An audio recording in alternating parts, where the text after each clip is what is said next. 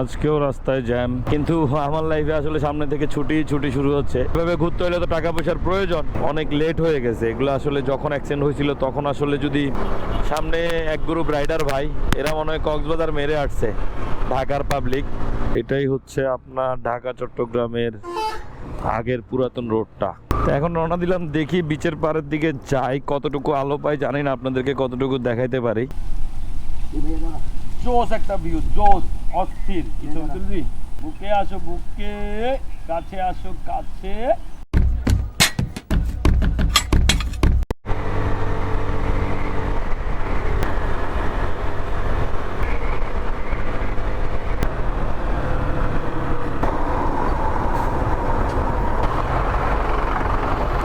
আজকেও রাস্তায় জ্যাম। এটা হচ্ছে ফৌজদারহাট, বাম দিকে গেলে আপনার লিং রোড এবং আপনার জাল্লাপাড়া রোড বলে যেটাকে, আমাদের আগের পোর্ট কানেক্টিং রোড যেটা আর কি, এইটাই হচ্ছে এই বাম পাশ দিয়ে যাইতে হয়।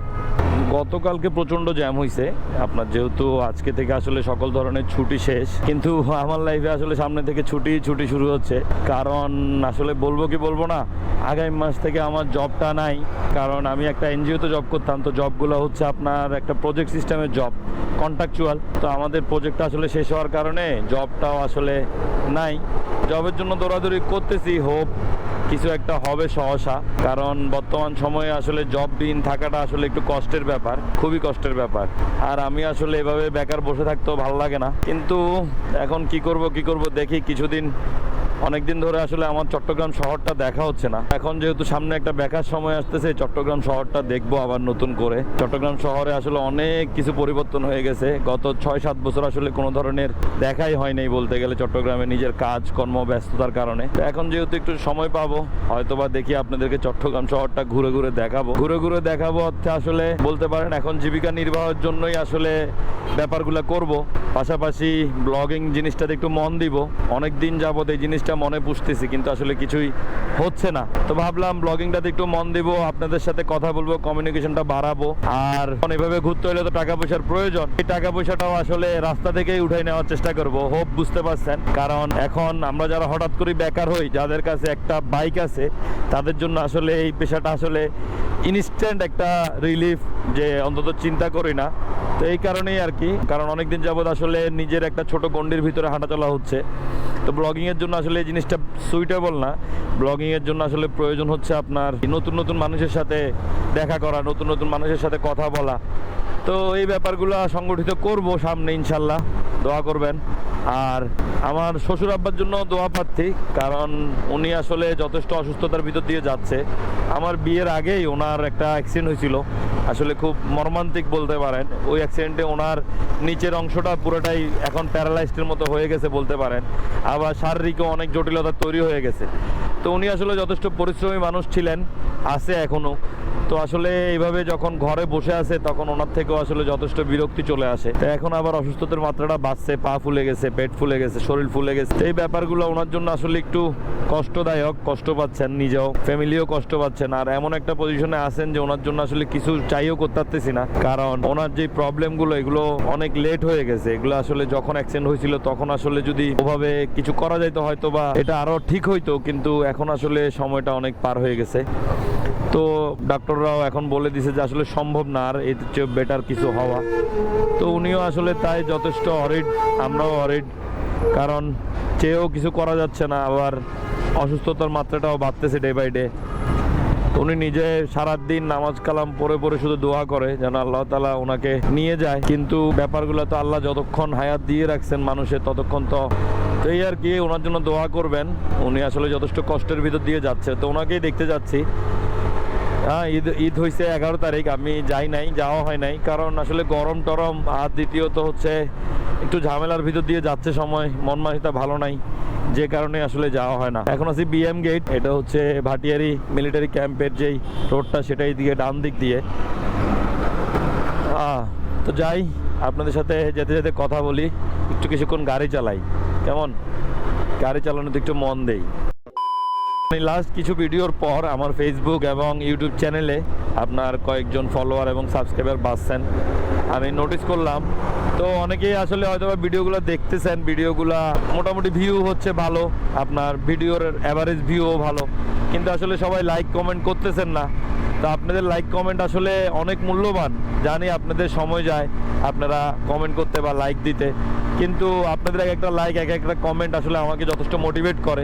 আমার ভিডিওগুলো যদি আপনাদের পছন্দ হয় তাহলে আপনারা লাইক করবেন, কমেন্ট করবেন। আর নতুন যারা সাবস্ক্রাইব করতেছেন তারা যদি কমেন্ট করেন তাহলে আপনাদেরকে আমি নিজ থেকে একটা থ্যাংক ইউ জানাতে পারি আপনাদের আইডিটাকে মেনশন করে। আপনারা কমেন্ট করবেন, লাইক করবেন, আর চ্যানেলটা সাবস্ক্রাইব করবেন নতুন হইলে, পেজটা ফলো করবেন নতুন হইলে। আপনারা আমার পরিবারের সদস্য, আপনাদের কাছেই চাই, আপনাদের থেকেই আসলে সাপোর্টটা চাচ্ছি আর কি। হ্যাঁ, বাইরের কারো থেকে তো চাইবে না। তো হোপ আপনারা বুঝবেন আমার ব্যাপারটা, আপনাদের সাপোর্টটা প্রয়োজন। নিজ থেকে খুব ভালো লাগে যখন ভিডিওগুলো ভিউ হয়, ভিডিওগুলোতে লাইক বাড়ে, কমেন্ট বাড়ে, তখন ভালো লাগে। আর যখন ভিডিও কমেন্ট বা লাইক পাবো তখন ভিডিও বানানোর জন্য একটা মোটিভেট হবো আর কি নিজ থেকে। তো বুঝাইতে পারছি হয়তো বা আপনাদেরকে। আমি আসলে নিজের যেই অনুভূতিগুলো কতটুকু এক্সপ্রেস করতে পারি জানি না, চেষ্টা করি আর কি আপনাদের সাথে শেয়ার করার। সামনে এক গ্রুপ রাইডার ভাই, এরা মনে হয় কক্সবাজার মেরে আসছে, ঢাকার পাবলিক। আজকে 2-3 দিন প্রচণ্ড ছেলেপেলে গেছে কক্সবাজার, আমাদের যাওয়া হলো না। ইনশাল্লাহ যাব, আপনাদেরকেও সাথে নিয়ে যাব।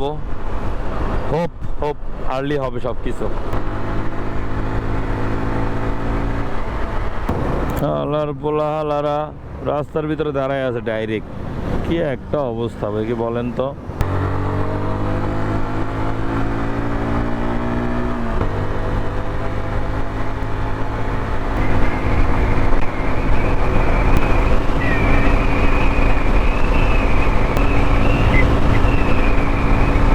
সারাদিন এত পরিমাণ গরম পড়ছে, এখন আসলে একটু রিলিফ ফিল হইতেছে। আমরা বেশিরভাগ অংশ চলে আসছি আর কি মোটামুটি।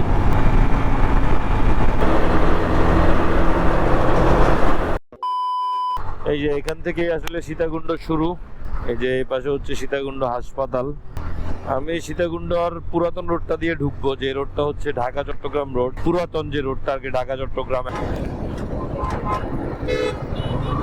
ডান দিকের রোডটা দিয়ে ঢুকবো আর কি। এটাই হচ্ছে আপনার ঢাকা চট্টগ্রামের আগের পুরাতন রোডটা। এখান দিয়ে হচ্ছে আপনার পাহাড় যেটাকে বলা হয়, ওই পাহাড়টা। ভালো দেখে দিয়েন না, দিয়েন না কিছু।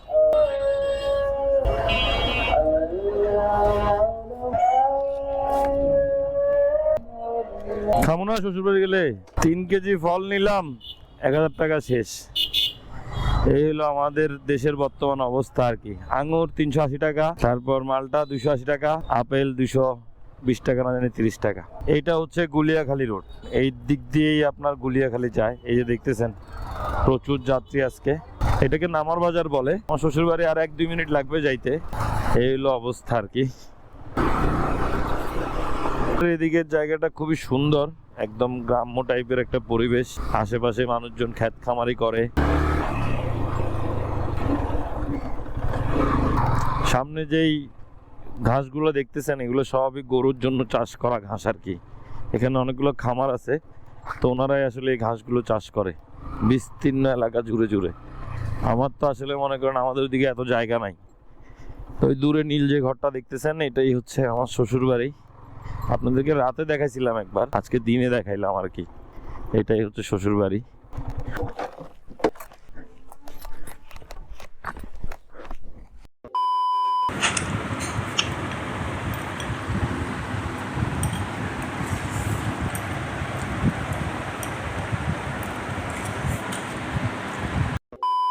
তো বিকাল বাজতেছে 5টা 10-15-20-এর মতো।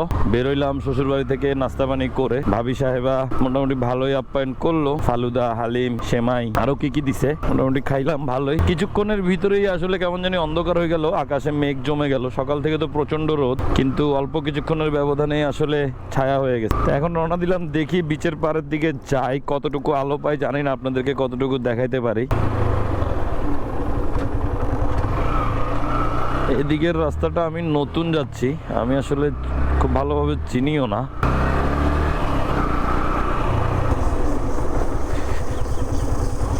সামনে সূর্যটা দেখছেন, রক্ত লাল হয়ে আছে একদম সূর্যটা। সামনে সূর্যটা দেখেন একবার খালি, এত জোশ লাগতেছে সূর্যটা, অস্থির অস্থির। আপনাদেরকে বলছিলাম না সূর্যাস্ত দেখাবো, এই যে দেখেন সূর্য, সুন্দর পরিবেশ, নিরিবিলি, শ্বাস নিয়ে অনেক আরাম পাচ্ছি। এই জায়গাগুলোতে নিঃশ্বাস নিতেই অন্যরকম লাগে। আমরা প্রায় কাছাকাছি চলে আসছি, এই আর কি। পাশে যা দেখতেছেন এখান দিয়ে আসলে গুলিয়াখালী যায় আর কি, কিন্তু আমরা যাব না, নামবো না। আমরা ভেরি হয়ে আস্তে আস্তে পুরো ব্যাপারটা ফিল করতে করতে চলে যাব। এই যে ভেরির উপর দিয়ে গাড়ি চালানোর একটা অন্যরকম মজা আছে, যদিও মাটির রাস্তা, একটু এবড়ো খেবড়ো, কিন্তু তাও ভাল লাগে। আর এখন একটা মুহূর্ত, যে মুহূর্তটাতেই আসলে এই ধরনের রাস্তায় বা এই ধরনের জায়গাগুলোতে গাড়ি চালানোর অন্যরকম একটা মজা আছে।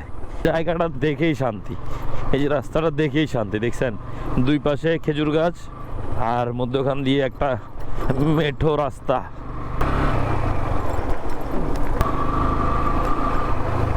দেখছেন পরিবেশটা, অস্থির একটা পরিবেশ।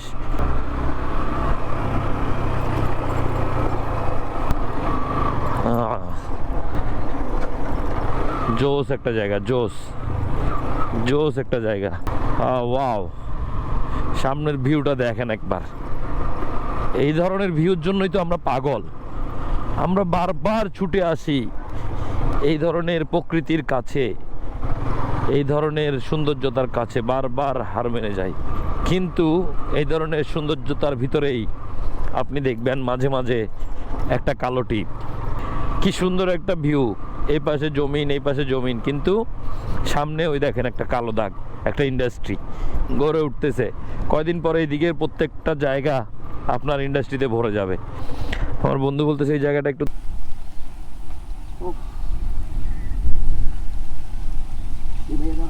জোস একটা ভিউ, জোস, অস্থির। কি ছবি তুলবি? আর ইয়ো, বুকে আসো বুকে, কাছে আসো কাছে।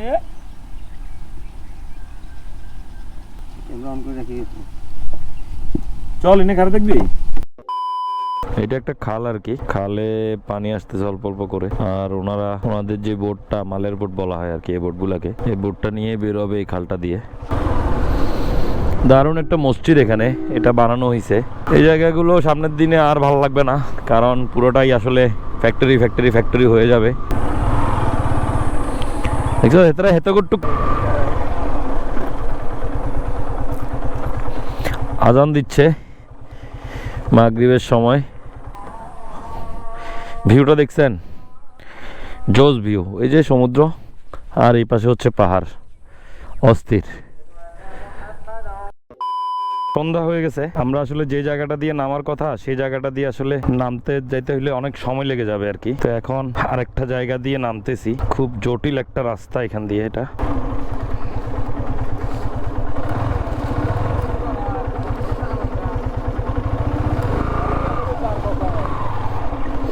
দেখি যাবে কেমন হয়।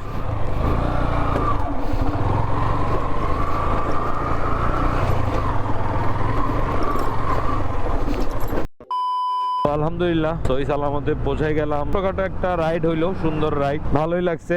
আখিলপুর যাইতে পারি নাই, বাঁশবাড়িয়া বিচে যাইতে পারি নাই, সন্ধ্যা হয়ে গেছে, নেমে চলে আসছি। তো ভিডিওটা আর বড় না করি, আজকের মতো এখানেই শেষ করি। সবাই ভালো থাকেন, সুস্থ থাকেন, দেখা হবে, কথা হবে নতুন ভিডিওতে। আজকের মতো টাটা, বাই বাই, আল্লাহ হাফেজ। আর ভিডিও ভালো লাগলে, এখন পর্যন্ত দেখে থাকলে, লাইক কমেন্ট মাস্ট। আপনাদের মতামতের খুব বেশি প্রয়োজন আর কি, বুঝতে পারলাম। তো সবাই ভালো থাকেন, আল্লাহ হাফেজ।